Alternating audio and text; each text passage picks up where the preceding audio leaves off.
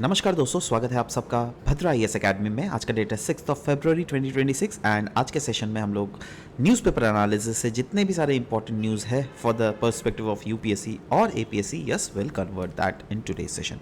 तो चलिए शुरुआत करते हैं। Arsenic contamination in ground water of Assam. अगर असम में देख लीजिएगा, रिसेंटली पाया गया ऐसे बहुत सारे आइसोलेटेड पॉकेट्स है। आइसोलेटेड पॉकेट्स मतलब अगर आप पूरा असम का मैप देख लीजिएगा, yes there are around 35 districts. 35 districts में भी अलग अलग रीजन्स में इसको स्टडी किया गया और पाया गया दैट डिफरेंट रीजन में, आइसोलेटेड रीजन्स में, मतलब ऐसा नहीं दैट कंटिन्यूटी नहीं, ऐसा नहीं that through out the state districts of Assam, सारे स्टेट्स नहीं, कुछ मेंस में आर्सेनिक पाया गया beyond the prescribed limits, right. तो अच्छा, आर्सेनिक क्या है? आर्सेनिक एक हेवी मेटल पोल्यूशन है जो क्या अगर आपके ग्राउंड वाटर में है और अगर आप वो वाला पानी कंज्यूम कर रहे हो ना, तो लॉन्ग रन में आपका हेल्थ में नेगेटिव इंपैक्ट भी पड़ सकता है, राइट। और यही आज का न्यूज़ है। तो चलिए इसको डिस्कस करते हैं बहुत ही हॉलिस्टिकली। ओवरऑल अगर मैं ग्राउंड वाटर स्टेटस की बात करूं असम में, so what is that? So see basically जो central ground water commission water board का जो हमारे पास डेटा है उसके तहत क्लियरली बोला गया है। देखिए वैसे तो देख लीजिएगा असम का जो ग्राउंड वाटर है वो लार्जली पोर्टेबल मतलब वो वाला पानी होता है जो क्या पीने के लिए सेफ हो, राइट। हाउएवर कुछ लोकलाइज्ड एरिया में सीवियर कंटामिनेशन है जो क्या पाया गया है और यह भी बोला गया है दैट ये प्रॉब्लम जो है स्टेट वाइड नहीं है, that is throughout all the region of Assam में नहीं है, बट कुछ रेस्ट्रिक्टेड पॉकेट्स में हम लोग को मिला है। और वो कौन सा है? आर्सेनिक। जैसा कि मैंने पहले ही बोला, आर्सेनिक एक हैवी मेटल है जिसका अगर level beyond the prescribed limit अगर रहे ना, तो वो बहुत ही डिजास्टर भी क्रिएट कर सकता है, क्योंकि इससे लॉन्गर रन में हेल्थ में नेगेटिवली इंपैक्ट हो सकता है। Now arsenic contamination largely geogenic in nature होता है। मतलब टेक्निकली जियोजेनिक मतलब वैसा कंटामिनेशन जो क्या सॉइल या फिर रॉक फॉर्मेशंस में हो ना, उनको हम लोग जियोजेनिक कहते हैं। क्योंकि से for example this is the soil of any region, right. अब सोचो नीचे में ग्राउंड वाटर आपका चल रहा है ना, बहुत समय क्या होता है हम लोगों ने पढ़ा है सॉइल्स में लीचिंग हो जाता है। लीचिंग में क्या होता है, अपर रीजन मिनरल्स ऑफ सॉइल्स जो है वो अंडरग्राउंड वाटर में मिल जाते हैं। तो अगर सोचो आर्सेनिक यहां पर है ना, तो आर्सेनिक भी बहुत समय जाके वो मिल जाता है जो क्या, और उसी ग्राउंड वाटर को एनिमल्स ह्यूमंस कंज्यूम करते हैं और इवेंचुअली वो हमारे फूड चेन में आ जाता है, जिससे क्या बायो मैग्निफिकेशन होता है। अच्छा, मैं जब ये वर्ड यूज कर रहा हूं bio magnification, leaching, I hope that you should be knowing about it, right, that bio magnification क्या होता है, लीचिंग क्या होता है। डोंट वरी, वी हैव, अगर आपको नहीं पता है तो we have our courses also running. You can directly call on to these numbers where you will be guided as to how to join that, right. Anyways, health impacts की अगर बात करें आर्सेनिक कंटामिनेशन का, तो क्या होता है? ऐसे ही देखिए, आर्सेनिक कंटामिनेशन क्या था? एक हेवी मेटल कंटामिनेशन था, ठीक है। तो यहां पे बोला गया है हेवी मेटल अगर आप एक दो दिन से फॉर एग्जांपल आर्सेनिक वाला पानी अगर आप कंज्यूम कर रहे हो तो एक दो दिन से कुछ नहीं फर्क पड़ने वाला।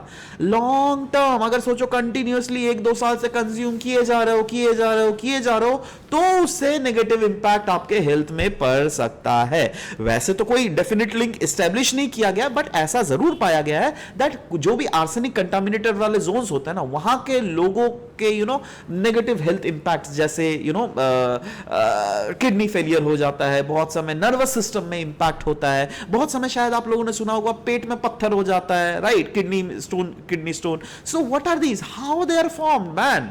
When you are consuming those heavy metals वाला थिंग्स ना, तो वो हमारे शरीर में एब्जॉर्ब तो नहीं होगा ना वो हेवी मेटल, राइट, वो तो वहीं पर रह जाएगा और वो बाद में पत्थर के फॉर्म में बन जाता है, राइट। सो सवाल यह भी होता है that central ground water board का क्या रोल होता है? क्योंकि ये तो हम लोग को पता है ना दैट ये ऑफ कोर्स मिनिस्ट्री ऑफ जल शक्ति के अंडर एक सेंट्रल मिनिस्ट्री है। So what is its role?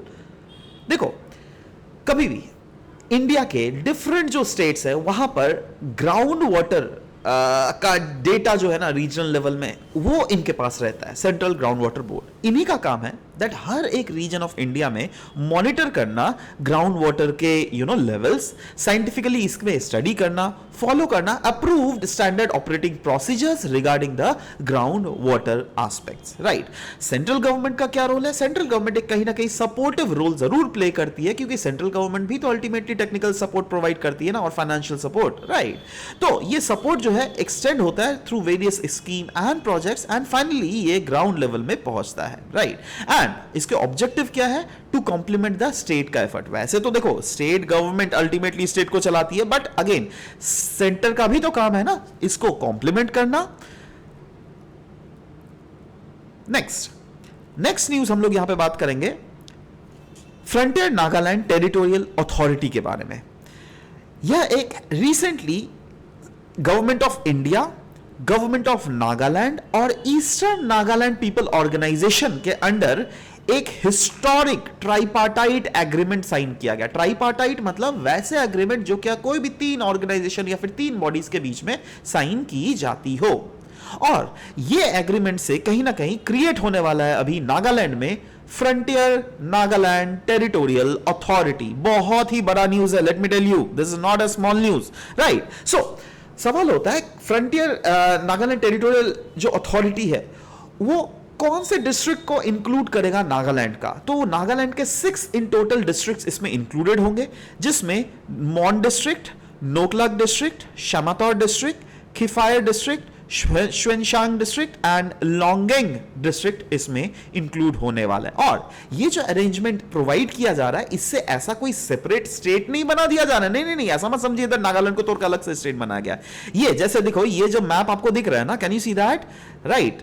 If I am telling you that yes, this is the map of Nagaland, right? तो नागालैंड का जो ईस्टर्न रीजन है, ईस्टर्न रीजन मतलब वो वाला रीजन जो क्या कहीं ना कहीं म्यांमार को टच करता है, उसके आसपास वाले जो डिस्ट्रिक्ट्स है ना, ये कहीं ये जो डिस्ट्रिक्ट्स है, यस दिस मच डिस्ट्रिक्ट, ये जो 6 डिस्ट्रिक्ट्स है, इन 6 डिस्ट्रिक्ट को मिला के ही हमारा क्रिएट किया गया है फ्रंटियर नागालैंड टेरिटोरियल अथॉरिटी, है ना। और अगेन जैसे कि मैंने बोला, यह एक टेरिटोरियल ऑटोनॉमी इन लोगों को प्रोवाइड करेगा, और कुछ नहीं, कोई सेपरेट स्टेट नहीं है, राइट। सो सवाल होता है दैट क्या किस टाइप का पावर डिवोल्यूशन होगा? तो देखो 46 subjects will be devolved to this very organisation, जिसके तहत इन लोगों को एडमिनिस्ट्रेटिव जो ऑटोनॉमी है वो और भी ज्यादा मिलेगा, और साथ ही साथ इनकी डिसीजन मेकिंग पावर जो है रीजनल लेवल में वो इंक्रीज होगी। इनफैक्ट एडमिनिस्ट्रेटिव स्ट्रक्चर में भी इनके कुछ चेंजेस लाए जाएंगे, जैसे इनको एक मिनी सेक्रेटरीट प्रोवाइड किया जाएगा, जिसको हेड कौन करेंगे? इनको हेड करेंगे एडिशनल चीफ सेक्रेटरी या फिर प्रिंसिपल सेक्रेटरी, और इसको डिजाइन किया गया ऐसे जिससे इंश्योर किया जा सके दैट ग्राउंड लेवल में जो गवर्नेंस है ना वो फास्ट टू फास्ट हो, और साथ ही साथ जो वेरियस डेवलपमेंटल एक्टिविटीज हो वो इस रीजन में बेटर कोऑर्डिनेट वे में हो सके। फाइनेंशियल एग्रीमेंट की अरेंजमेंट की अगर बात करें तो क्या है इसका? देखो फाइनेंशियल ऑटोनॉमी जो है दिया जाएगा फॉर ईस्टर्न नागालैंड रीजन, और इसके लिए डेवलपमेंट आउटले भी प्रोवाइड किया जाएगा, और वो जो आउटले प्रोवाइड किया जाएगा ना वो रहेगा to the proportion to the population of that region. Say for example there are 6 district, right, या फिर 4 डिस्ट्रिक्ट। अगर यहां पे पॉपुलेशन है से फॉर एग्जांपल 100 लोग रहते हैं, यहां पे 200 लोग रहते हैं, यहां पे 300 लोग रहते हैं, और यहां पे 500 लोग रहते हैं, राइट। तो ऑब्वियस सा बताइए कहां पे सबसे ज्यादा पैसे इवॉल्व होंगे? जहां पे ज्यादा लोग रह रहे हैं, राइट। और ministry of home affairs initial expenditure provide करेगी, जिसको डिसाइड भी किया जाएगा a fixed annual financial assistance in later phase. इसका ऑब्जेक्टिव क्या है? ऑब्जेक्टिव है दैट इस रीजन में इंफ्रास्ट्रक्चर डेवलपमेंट को एक्सलरेट किया जा सके, इस रीजन के लोगों को इकोनॉमिकली एम्पावर बनाया जा सके, और यहां के रिसोर्सेज के ऑप्टिमल यूटिलाइजेशन भी किया जा सके। तो इसके तहत कॉन्स्टिट्यूशनल सेटअप सेफगार्ड भी प्रोवाइड किया जा रहा है। दैट एग्रीमेंट क्लियरली बोला गया है, दैट एग्रीमेंट जो है ना, जो आर्टिकल 371A है उसको बिल्कुल इफेक्ट नहीं करने वाली। और आर्टिकल 371A है क्या, ये आपको पता है? इसके तहत एक स्पेशल प्रोविजन दिया जाता है for the state of Nagaland, जिसमें नागालैंड के customary laws, social and religious practices and ownership of land resources को इंटैक्ट रखा जाता है। मतलब कोई भी ऐसे आप एस्पेक्ट्स को इंक्लूड नहीं कीजिएगा जिससे क्या इनके कस्टमरी लॉज या फिर सोशल एंड रिलीजियस प्रैक्टिसेस वो नेगेटिवली इंपैक्ट होंगे। तो सवाल होता है दैट ये एग्जाम के लिए क्यों हमारा इंपॉर्टेंट है? क्योंकि it is with in the constitutional framework, ऐसा तो नहीं है ना दैट डाइल्यूट किया गया है नागालैंड के स्पेशल स्टेटस का इसके लिए, राइट? तो इसीलिए आपको ये बहुत जानना है। नेक्स्ट इज एक्सरसाइज खंजर। एक्सरसाइज खंजर रिसेंटली ऑर्गेनाइज किया जा रहा है असम के शोनितपुर डिस्ट्रिक्ट में, और ये एक्सरसाइज खंजर का 13th एडिशन है, जिसमें इंडिया की forces as well as Kyrgyzstan की फोर्सेस मिलकर जॉइंट मिलिट्री एक्सरसाइज करेगी। और ये जो एक्सरसाइज होने वाला है ये स्पेशल फोर्सेस के, दोनों देशों के स्पेशल फोर्सेस के बीच में ऑपरेशंस कैरी किया जाएगा, राइट? तो फॉर्मेट ऑफ द एक्सरसाइज अगर ले लीजिएगा, यस, एनुअली इसको कंडक्ट किया जाता है, जो क्या होस्ट करती है ऑल्टरनेटिवली एक साल, जैसे अब इस साल इंडिया ने ऑर्गेनाइज किया ना, अगले साल किर्गिस्तान ऑर्गेनाइज करेगी। तो सवाल होता है दैट इस ट्रेनिंग में क्या फोकस एरिया रखा जाता है? इसमें फोकस स्पेशल जो कॉम्बैट टेक्निक्स होते हैं, राइट, उसको फोकस रखकर basically shipping techniques, complex building intervention, या फिर माउंटेन वॉरफेयर हो, या फिर इंसर्शन, या फिर एक्सट्रैक्शन टेक्निक, स्पेशल फोर्सेस के टैक्टिक ड्रिल्स, जो क्या ऑफ कोर्स एक नॉर्मल कंट्री नहीं जानेगा। मतलब देखो, इनका स्पेशलाइजेशन है, हमारा स्पेशलाइजेशन है, दोनों फोर्सेस आपस में एक दूसरे के स्पेशलाइजेशन को शेयर करती है, जिससे कल को अगर वहां पे कोई प्रॉब्लम आएगा तो वो लोग को कोई हम लोग का जरूरत ना पड़े, बट हमारे स्किल्स को सीखकर वो लोग एक्सपर्ट हो जाए। कल को अगर हमारे देश में जरूरत पड़े तो हमारे forces should be active, right? So वही बोला गया, the objective of this force is to enhance the operational effectiveness of the elite units. और पार्टिसिपेटिंग यूनिट्स कौन कौन से ऐसे यूनिट्स है which are participating in it? So yes, Indian consignment के थ्रू पैराशूट रेजिमेंट जो है, जो कि स्पेशल फोर्स में आती है, वो इसमें पार्टिसिपेट कर रही है। और कारिस्तान कंसाइनमेंट से जो है उनके स्पेशल फोर्स ब्रिगेड, जिनको स्कॉर्पियन ब्रिगेड भी बोला जाता है, which is very tactful brigade, उनको अभी वो इस ऑपरेशन खंजर में प्रैक्टिस कर रहे हैं। PM Vikas scheme. PM Vikas scheme stands for प्रधानमंत्री विरासत का संवर्धन स्कीम। इस स्कीम का मेन एम क्या है पता है? हमारे जो देश में माइनॉरिटी कम्युनिटीज है ना, उनको कैसे इंक्लूसिवली और सस्टेनेबल वे में कैसे उनका डेवलपमेंट करवाया जा सके, इसीलिए पीएम विकास स्कीम लॉन्च किया गया है। नाउ सवाल ये होता है दैट ये जो लॉन्च किया गया है, कब लॉन्च किया गया है? 2025 में। यह एक सेंट्रल सेक्टर स्कीम है। अच्छा, आपको पता है सेंट्रल सेक्टर स्कीम और सेंट्रली स्पॉन्सर्ड स्कीम के बीच में क्या डिफरेंस होता है? देखो, सेंट्रली सेक्टर स्कीम और स्पॉन्सर्ड स्कीम के बीच में डिफरेंस ये होता है दैट सेंट्रल सेक्टर स्कीम में जो है ना, सेंट्रल गवर्नमेंट ही 100% पैसे डिवॉल्व करेगी उस स्कीम के इंप्लीमेंटेशन के लिए। बट अगर सेंट्रली स्पॉन्सर्ड स्कीम आ जाए ना, तो उसमें नॉर्मल स्टेट्स के लिए आपका 60% सेंटर देगी और 40% स्टेट को देना पड़ेगा। स्पेशल स्टेट्स के लिए, स्पेशल कैटेगरी स्टेट्स के लिए सेंट्रल गवर्नमेंट 90% देगी और 10% स्टेट को देना पड़ेगा। और वो स्टेट, जिन स्टेट जो क्या, वो स्टेट ही नहीं, वो बेसिकली यूनियन टेरिटरीज है, उनमें 100% सेंट्रल गवर्नमेंट ही खर्च करती है, ठीक है? तो वो कौन सा हो गया? Centrally sponsored scheme.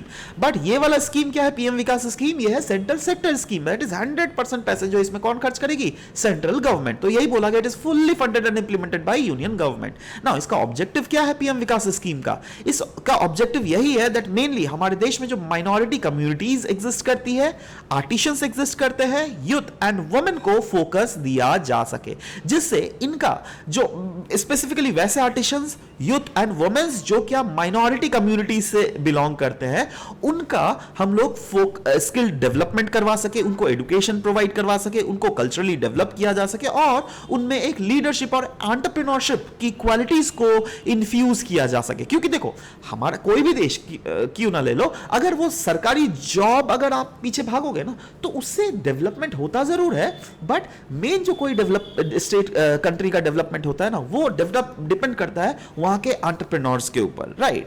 सो पीएम विकास एक कन्वर्जेंट अम्ब्रेला स्कीम है। अम्ब्रेला स्कीम बोले तो, अम्ब्रेला स्कीम मतलब वैसा स्कीम जो क्या एक बहुत लार्जर स्कीम है और इसके अंडर बहुत सारे अलग अलग स्कीम्स होते हैं। जैसे देखो, माइनॉरिटी कम्युनिटीज को अपलिफ्ट करने के लिए पहले पता है और भी बहुत सारे स्कीम हुआ करते थे, जैसे सीखो और कमाओ स्कीम, जिसका मेन एम था दैट स्किल डेवलपमेंट डेवलपमेंट किया जा सके माइनॉरिटी यूथ के लिए, वैसे ही एक स्कीम था जिसका नाम था उस्ताद स्कीम। इसका फुल फॉर्म क्या था? Upgrading skills and training in traditional arts and crafts. वैसे ही हमारा और एक स्कीम था माइनॉरिटी कम्युनिटीज के लिए, हमारी धरोहर स्कीम। इस स्कीम के अंदर बेसिकली प्रिजर्व किया जाता था माइनॉरिटी कम्युनिटीज के कल्चरल हेरिटेज को। नई रोशनी स्कीम जिसके अंदर लीडरशिप डेवलपमेंट किया जाता था फॉर माइनॉरिटी वुमेन। वैसे ही था नई मंजिल स्कीम जिसमें एजुकेशन और स्किलिंग प्रोवाइड किया जाता था स्कूल ड्रॉपआउट्स के लिए, राइट।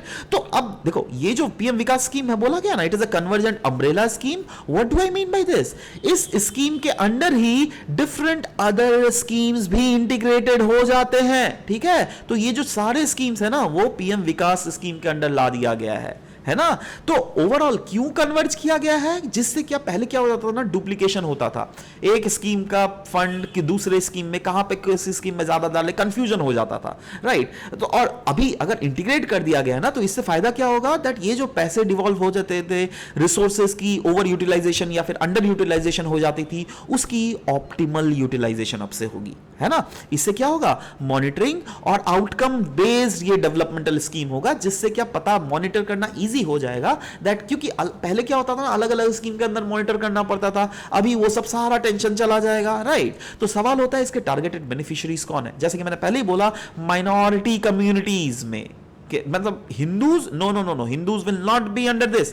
वैसे इंडियन नेशनल्स जो क्या 6 नोटिफाइड माइनॉरिटी कम्युनिटीज में, जिसमें या तो मुस्लिम्स या फिर सिख्स या फिर क्रिश्चियन या फिर बुद्धिस्ट या फिर जैन्स या पारसीज आता है, वो लोग ही इसके बेनिफिट्स उठा सकते हैं, राइट। नाउ सवाल ये होता है that what is that skill development thing that they will be getting? See the thing is that उन लोगों को कैपेसिटी को बिल्डअप किया जा सका। मतलब अगर से फॉर एग्जांपल कोई आर्टिशियन है, उसके पास कोई पर्टिकुलर स्किल नहीं है, वैसे तो नॉर्मल आर्टिस्टिक स्किल है, बट अभी के जमाना समय के साथ साथ जो चेंजेस आ रहा है ना, उसके साथ एक कोई नए स्किल्स भी होते हैं, शायद उनके पास रिसोर्सेज नहीं है, तो वो need based skill training provide किया जाएगा, इंप्लॉयमेंट ओरिएंटेड कोर्स प्रोवाइड किया जाएगा, जिसका मेन ऑब्जेक्टिव है दैट इनको एम्प्लॉयबल बना सके, जिससे ये खाली बैठे ना रहे। क्योंकि देखो हमारे देश में जो है ना, बहुत ज्यादा पॉपुलेशन है ना, तो पॉपुलेशन को हम लोग को रिसोर्स बनने देना है।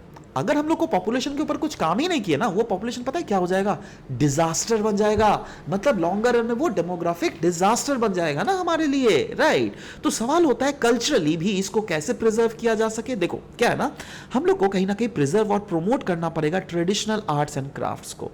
हम लोग को इंश्योर करना पड़ेगा जो इंटेंजिबल कल्चरल हेरिटेज है वो कहीं ना कहीं गुम ना हो जाए। इंटेंजिबल मतलब ऐसा चीज जो छू नहीं सकते, है ना। देखो एक ऐसा चीज जिसको सिर्फ महसूस किया जा सकता है, इसको आप छू नहीं सकते हो, राइट। आप सोचो ना, कोई आर्टिशियंस जो क्या बहुत ही ज्यादा टैलेंटेड है, स्किल, उस स्किल को तो आप छू नहीं सकते हो ना, है ना। हाँ, उसके स्किल का फायदा उठा सकते हो, दैट वो चीज आप उससे खरीद के अपने घर में रख सकते हो सजाने के लिए, but that is skilled in itself only, right? और ये कैसे किया जाएगा? Through documentation of manuscripts and literature, showcasing the cultural heritage, right. तो मेक श्योर किया जाएगा ये प्रिजर्व किया जा सके। So on the basis of this there is one important MCQ which I want you to answer in the comment section. सोचिएगा इस MCQ को और आंसर जरूर से दीजिएगा। I will be waiting for your answer to come up, right, in the comment section of course. This was all about this discussion. Thank you guys.